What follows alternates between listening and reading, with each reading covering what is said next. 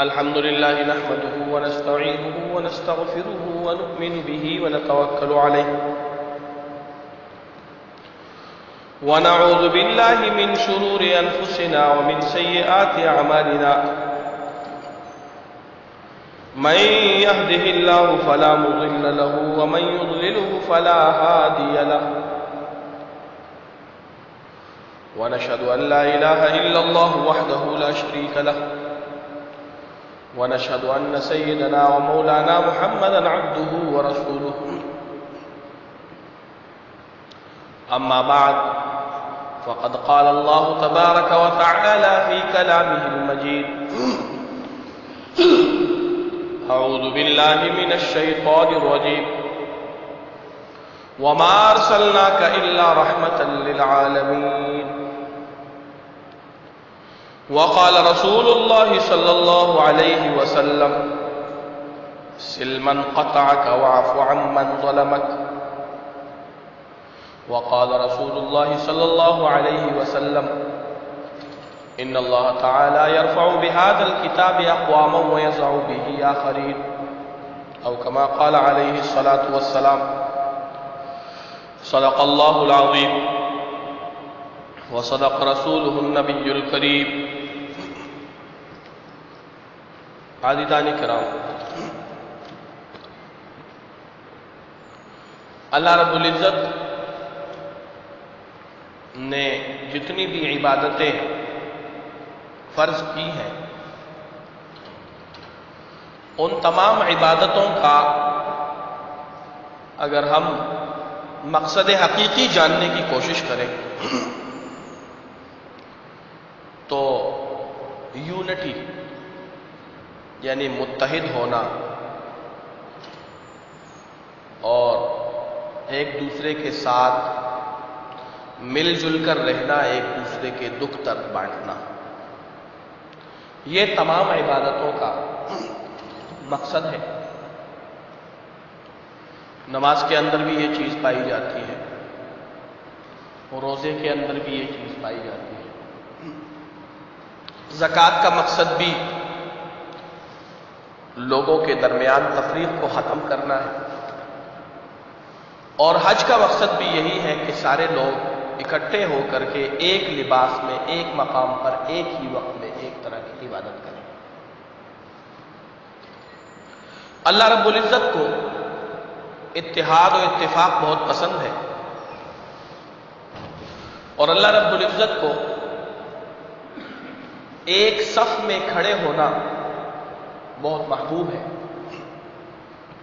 قرآن پاک میں اللہ رب العزت اسی چیز کو ارشاد فرماتے ہیں، ان اللہ یحب الذین یقاتلون فی سبیلہ صفا کأنہم بنیان مرصوص۔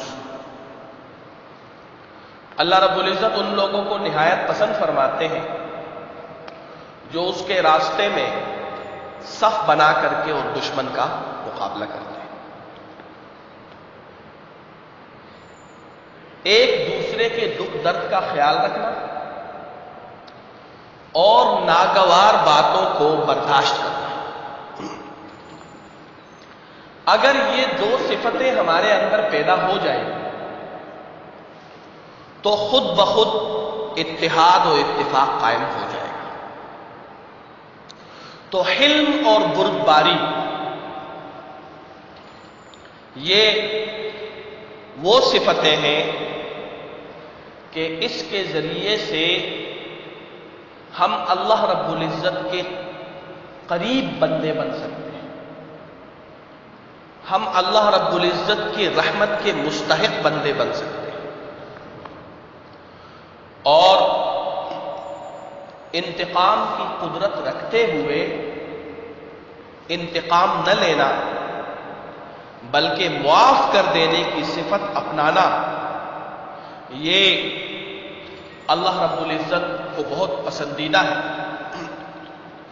قرآن پاک میں اللہ رب العزت ارشاد فرماتے ہیں کہ اگر کوئی تم سے بری بات کرتا ہے، کوئی تم سے گالم گلوچ اختیار کرتا ہے، تو اس کی بری بات کا اچھے انداز میں جواب دو۔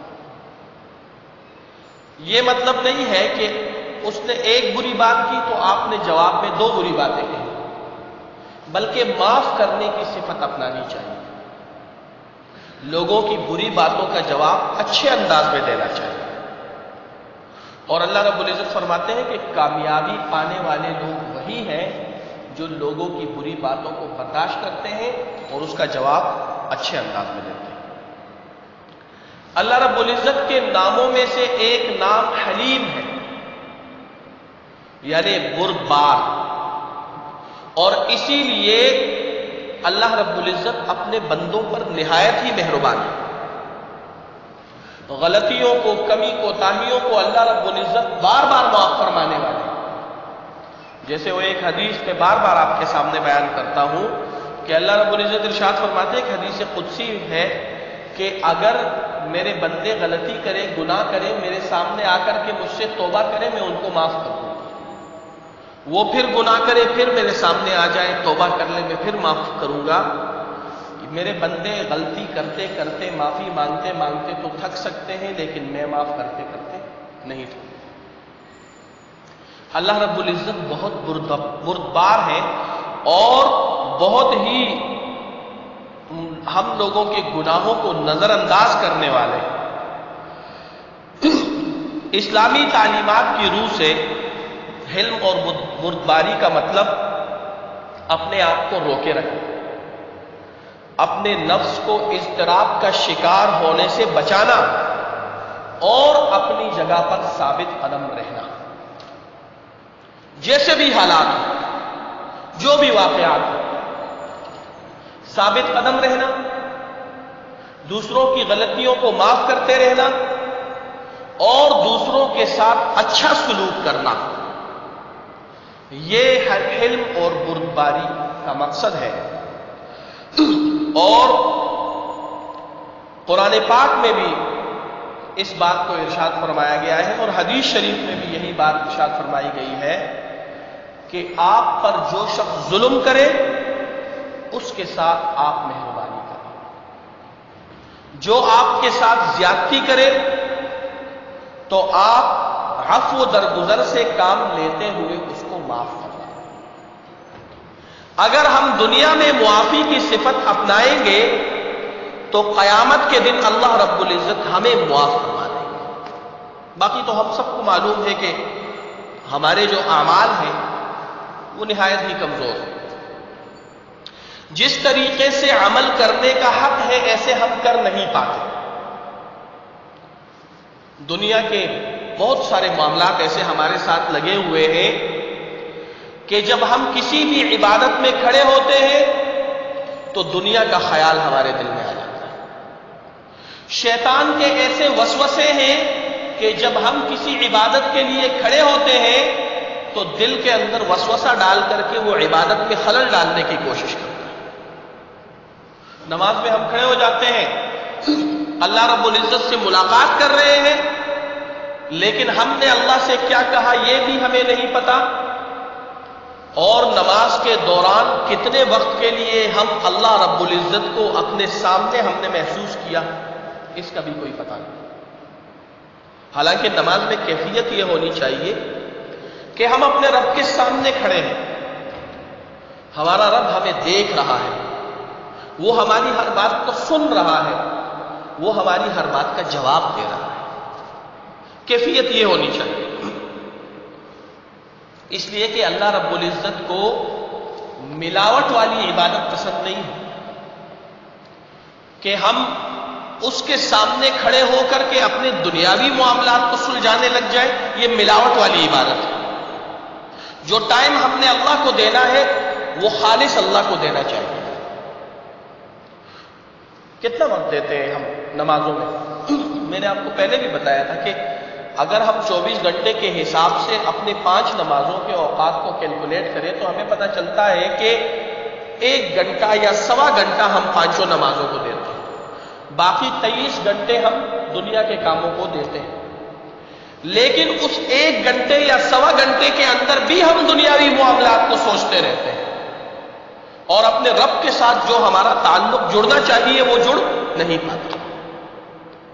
تو اس لیے جب عبادتوں کا یہ حال ہے تو عفو و درگزر کی بہت زیادہ ضرورت ہے. ضرورت اس بات کی ہے کہ قیامت کے دن ہم اللہ کے دربار میں پیش ہوں، اپنے گناہوں پر ندامت کا اظہار کریں اور اللہ رب العزت کہے ٹھیک ہے میں نے تمہیں معاف کیا. اور یہ کب ہوگا؟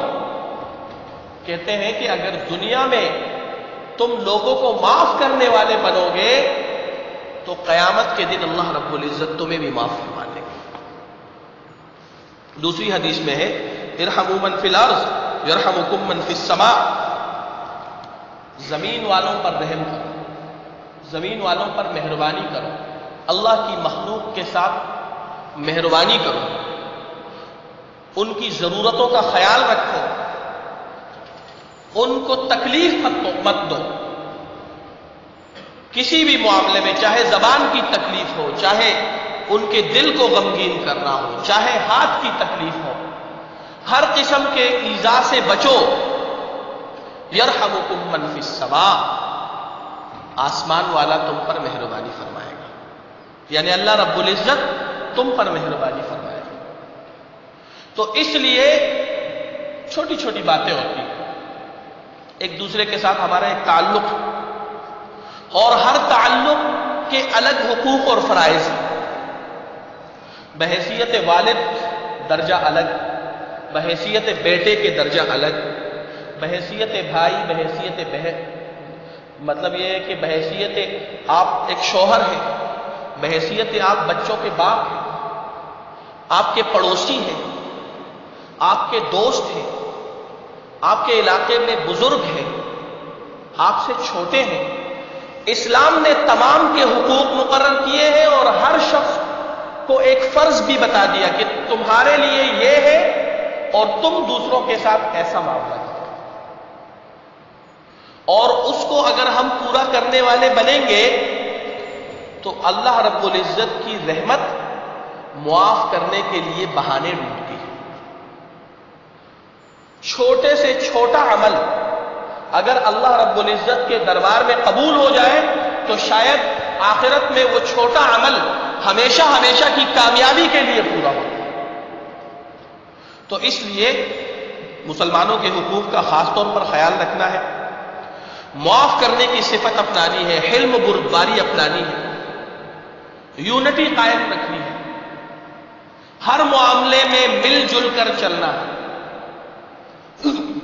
بہت سارے لوگ ہوتے ہیں، یہ جو معاشرہ ہے، معاشرے میں کوئی بھی شخص اپنے اعتبار سے بذات خود پورا نہیں ہے، بلکہ معاشرے میں ہر شخص کو دوسرے کی ضرورت کبھی نہ کبھی پڑتی رہتی ہے. لہذا ہم معاشرے میں مل جل کر چلنے کی فضا بنا لیں، ایک دوسرے کے ساتھ اچھا برتاؤ کرنے کی فضا بنا لیں، ایک دوسرے کے معاملات اور مشکلات کو حل کرنے کی کوشش کرتے رہیں تاکہ یونٹی قائم ہو جائے، اتحاد و اتفاق قائم ہو جائے. اس لیے کہ اتحاد و اتفاق اللہ رب العزت کو بہت پسندیدہ ہے، اور اللہ رب العزت متحد اور متفق قوم کو بہت پسند کرتے ہیں. اس لیے حلم و بردباری کی صفت اپنائیں، صبر کی صفت اپنائیں، ایک دوسرے کے ساتھ رحم دلی کا مظاہرہ کریں، ایک دوسرے کے ساتھ اپنا تعلق اللہ کی رضا کے لیے جوڑنے کی کوشش کریں تاکہ اللہ رب العزت ہم سے راضی ہو جائے، اور قیامت کے دن جب ہم اپنے گناہوں پر ندامت کا اظہار کریں تو اللہ رب العزت ہمیں معاف فرما دے. اللہ رب العزت ہم سب کو ان تمام باتوں پر عمل کرنے کی توفیق نصیب فرمائے. وآخر دعوانا الحمدللہ رب العالمین. سنتے پڑھیں.